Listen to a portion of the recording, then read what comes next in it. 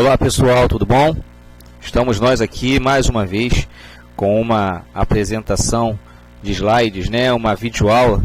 E a videoaula de hoje a gente vai discutir, a gente vai falar a respeito da taxonomia, tá?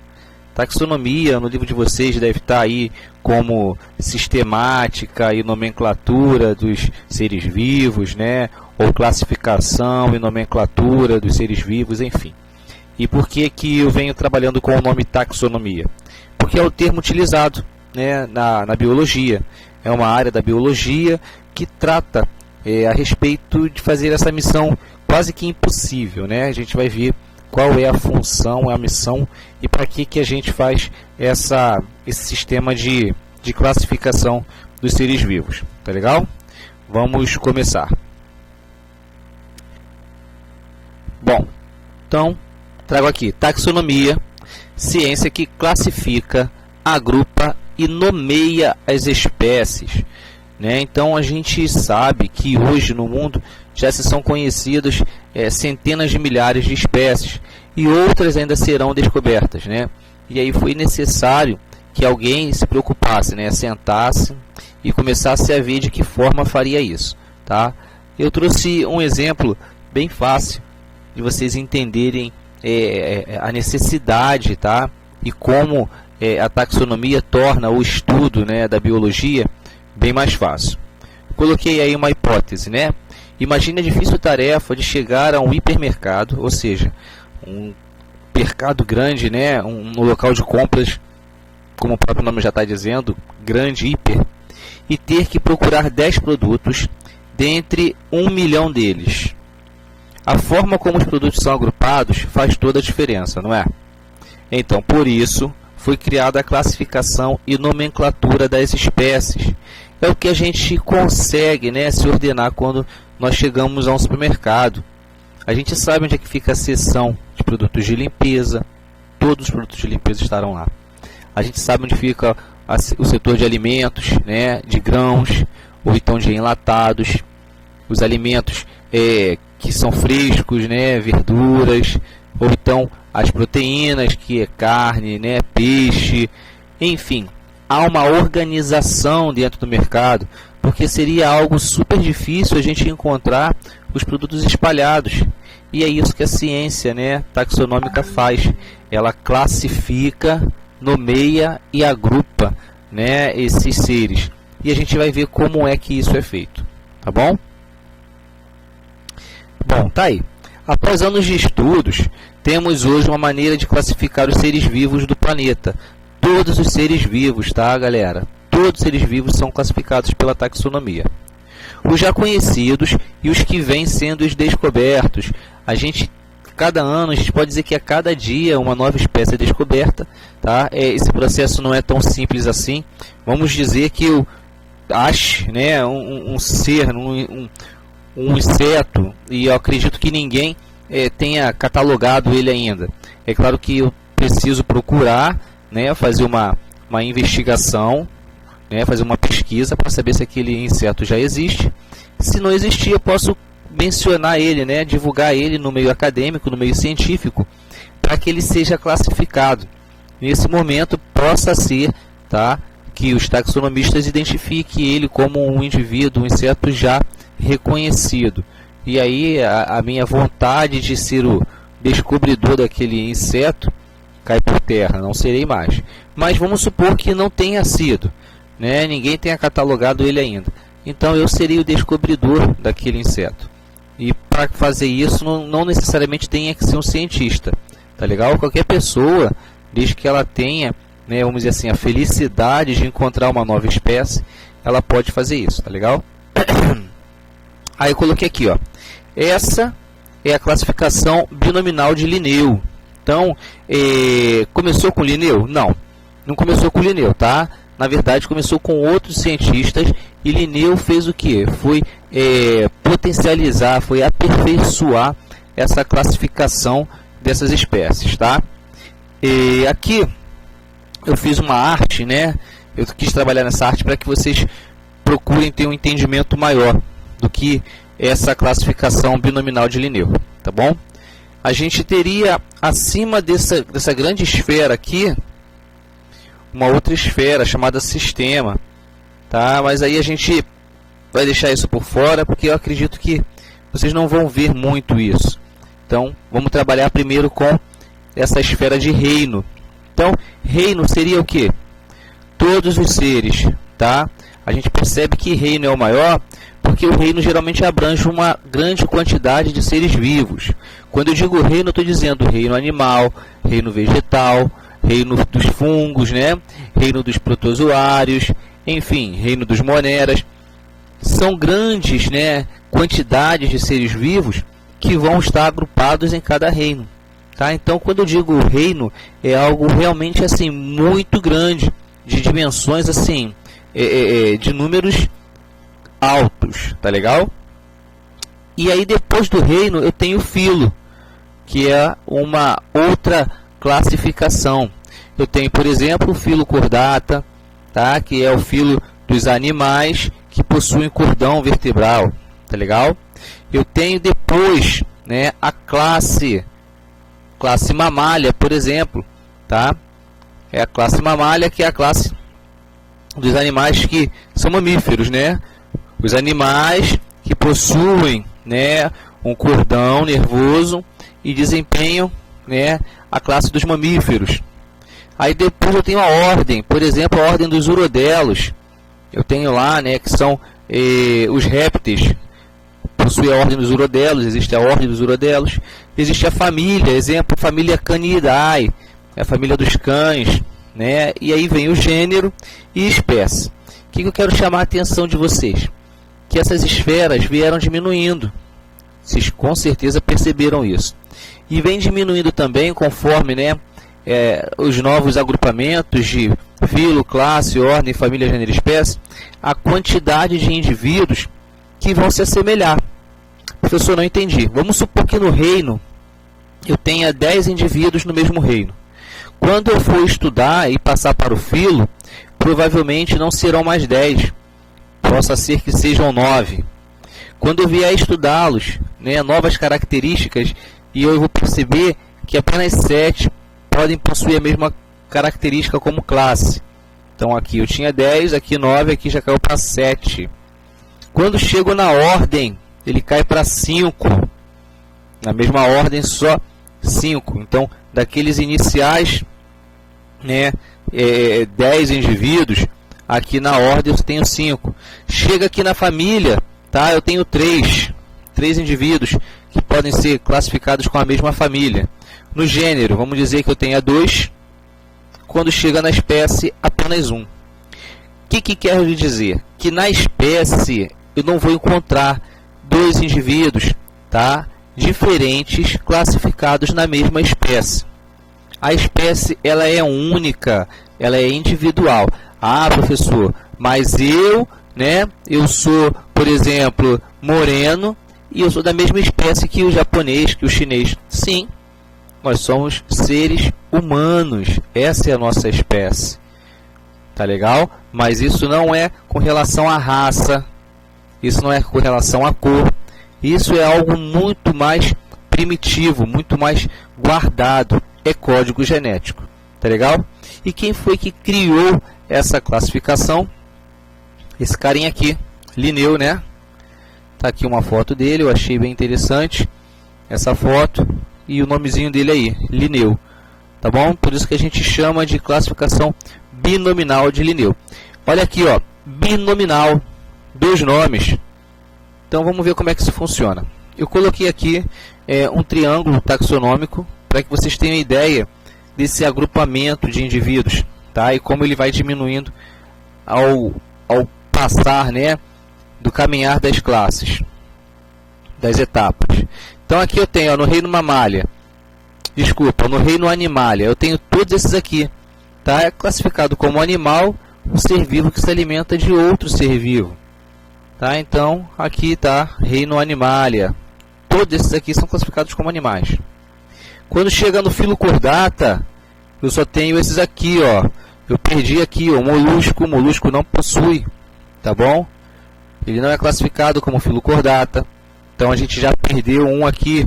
Eu tenho aqui, ó, O leão marinho, ele também não é, ele é um peixe, né? Ele não é um mamífero, então ele já perdeu. Então a gente perdeu aqui alguns indivíduos. Perdemos aqui a serpente, tá? Ela não é também, é um réptil. Então, a partir do filo cordata, a gente perdeu alguns indivíduos com relação ao reino animalia.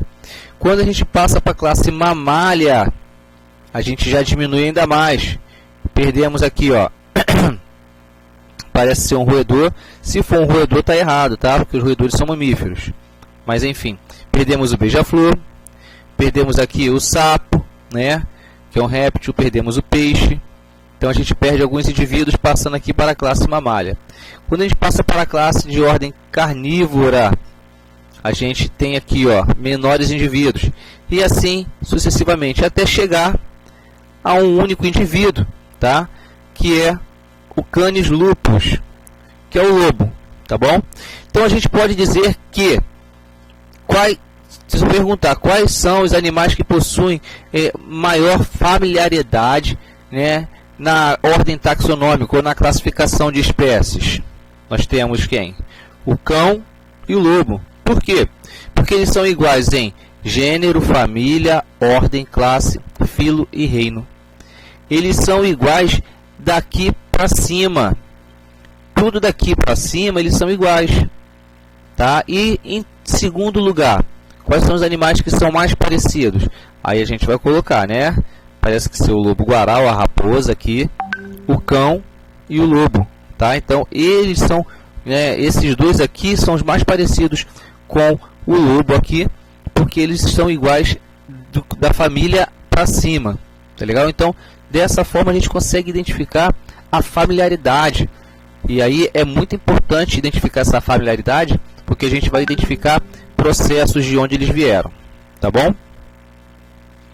Regras para nomenclatura. A gente vai ver que existem regras para dar nomes para esses indivíduos, né? Para esses seres vivos encontrados. Então, a primeira regra é que nomes científicos dos organismos devem ser escritos em latim. Por que latim? O latim é uma língua morta, né? Como as pessoas falam, latim é uma língua morta. Sim, e ela tem essa definição de língua morta porque ela não é mais usual, tá? Não no grande meio. Ela é mais usual no meio científico. E por que o latim no meio científico? Porque foi lá, né? Vamos dizer assim, lá onde se falava o latim, que começou a surgir os primeiros cientistas. E aí, por comodidade, podemos dizer assim, ficou, né, adotado como a língua padrão para a taxonomia. A primeira letra do epíteto genérico deve ser sempre maiúscula. Como assim, professor? Epíteto. Epíteto, tá? A gente pode dizer classificação. Classificação genérica. Então, olha só, do gênero, a primeira letra do gênero sempre deve ser maiúscula. Depois, a primeira letra do epíteto específico, espécie, sempre minúscula. Ele vai ter dois nomes, correto? A primeira letra do primeiro nome tem que ser maiúscula. E a primeira letra do segundo nome tem que ser minúscula. O nome científico deve ser destacado no texto em que aparece, seja pela impressão em itálico. Itálico é essa forma aqui, ó, reparem, tá? Essa palavra aqui, itálico, ela está deitadinha, né? É claro que a gente só consegue de forma fácil fazer isso no computador. A mão fica muito difícil. Porém, tá? Caso não consigamos fazer, né, que é praticamente impossível no forma itálico, a gente precisa grifar, nem que seja sublinhando, tá? Então a gente tem que deixar, estou num texto, escrevendo um texto, vou mencionar, né, alguma espécie, e eu vou mencionar essa espécie com nome científico, eu preciso sublinhar, preciso destacar ela, tá legal? Preciso grifar. E aqui eu trouxe um quadro apresentando alguns nomes, tá, científicos. Nome popular, ser humano, e aqui Homo sapiens. Reparem, epíteto do primeiro nome, a primeira letra maiúscula. E aqui, ó, do específico, epíteto específico, a primeira letra minúscula. Aqui está em itálico. O nomezinho está deitado, tá legal? Aí aqui a gente vê do leão, Panthera leo, tigre, Panthera tigris. Isso quer dizer, olha, o epíteto genérico é igual. Então eles são parentes até gênero. Eles são parentes de reino, família, reino, classe, reino, filo, classe, ordem, família e gênero. Tá vendo? O negócio é difícil, tá? Até o professor de vez em quando se engana aqui. Então eles são parentes de reino, filo, classe, ordem, família e gênero, tá? Eles são parentes até o gênero, porque eles têm o mesmo nome, tá? O mesmo epíteto genérico. Aí chega aqui no epíteto específico, já muda porque se trata de espécies diferentes, tá legal? Aqui a gente tem a barata americana, periplaneta americana, milho, zea mais, ipê amarelo, tabebuia alba e cachorro, canis familiares. Então esse cachorro aqui é o canis, cachorro doméstico, tá? Porque a gente tem aí cachorros selvagens, enfim. Então esse aqui é o cachorro doméstico, tá legal? Então a gente repara que ó, o epíteto genérico, tá? Todos eles começam com a letra maiúscula e o epíteto específico, primeira letra minúscula, e sempre composto de no mínimo 2 nomes, tá? Vocês vão encontrar aí talvez alguns nomes científicos com 3 nomes. Isso pode acontecer. Aqui eu coloquei, né? A pantera, o nome científico, Panthera leo, e da onça, o nome científico, Panthera onça. Aqui em cima em itálico, aqui em cima destacado através, tá, de uma linha, né? Através da sublinhação, sublinhando aqui o nome. E aqui mais uma vez, que a gente pode dizer que essa aqui é a parte mais importante, a forma como identificar, tá? Araucária angustifolia, que é um pé de araucária, tá? Muito típico de regiões frias. E esse primeiro nome é o gênero, e o primeiro e o segundo nome, a composição de primeiro e segundo nome é a espécie. Bom, aí eu trouxe aqui, né, algo muito interessante que geralmente todo mundo que estuda essa matéria fica bem intrigado. Muitos nem conhecem, nunca ouviram falar, mas é algo que ocorre, tá? É uma matéria de 2017, tá? Da revista Veja. Ligre, raro híbrido de leão e tigre, nasce na Rússia. É isso mesmo. Leão não é da mesma espécie que o tigre. Eles são do mesmo gênero. Até o gênero eles são idênticos, eles são, podemos dizer, irmãos, tá? Mas não fazem parte da mesma espécie. E ainda assim, né, eles cruzaram.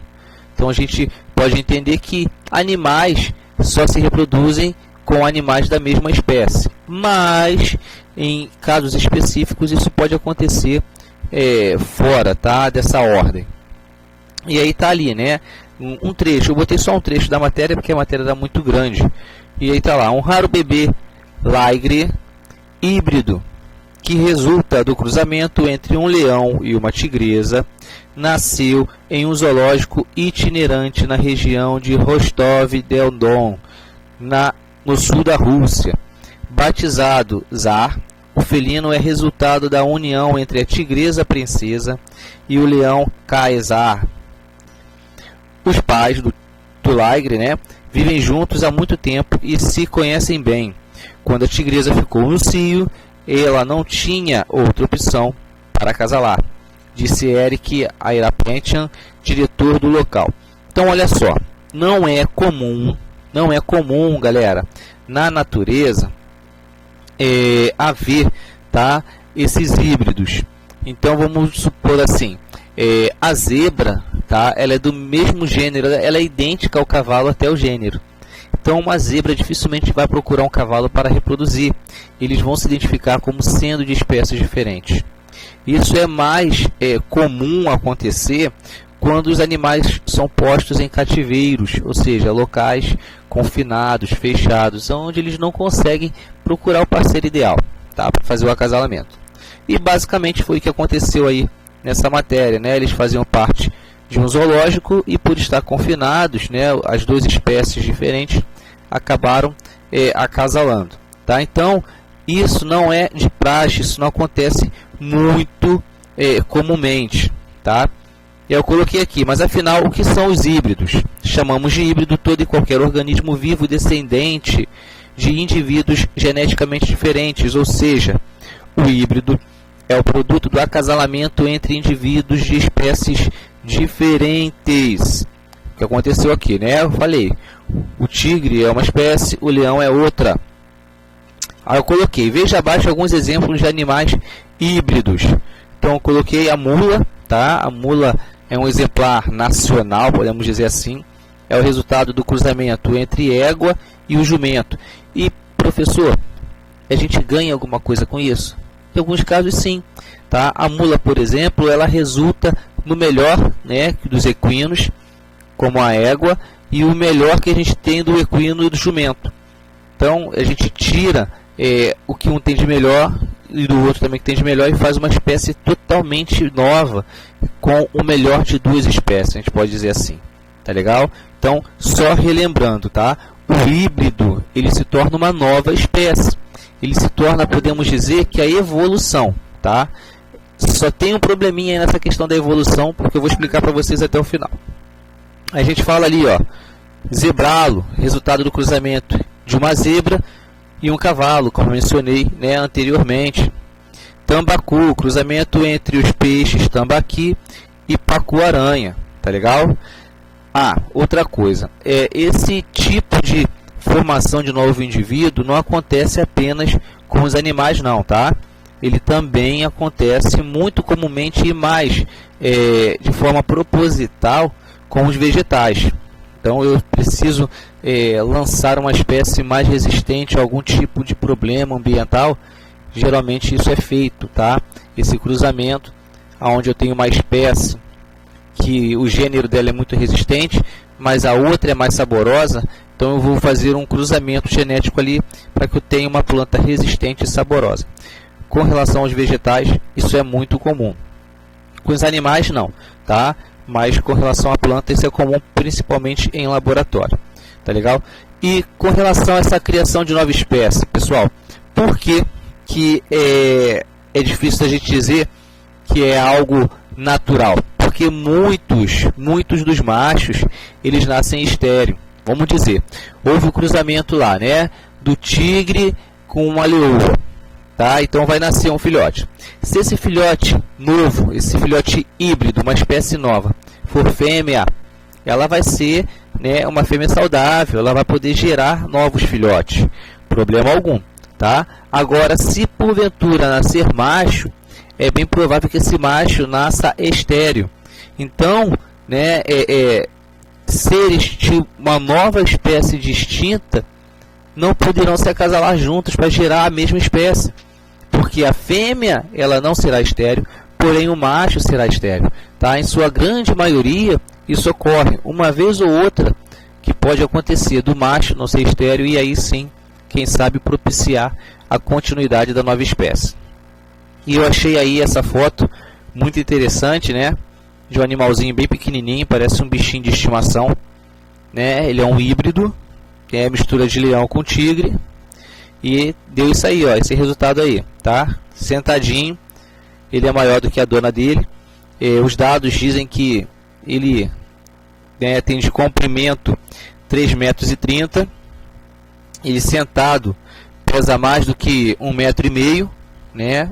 E aí, na época da reportagem, né, não sei se é a mesma época da foto, ele pesava meia tonelada, 500 quilos. Bom, então é isso aí, né? A gente finaliza a nossa unidade de classificação, né, e nomenclatura de seres vivos, também conhecido como taxonomia. E para reforçar isso que a gente viu aqui nesse pequeno vídeo, vocês realizem os exercícios do capítulo, todos os exercícios aí do capítulo de vocês, que na nossa próxima aula a gente vai estar corrigindo e tirando as dúvidas de vocês. Tá legal? Galerinha, forte abraço. Tchau, tchau.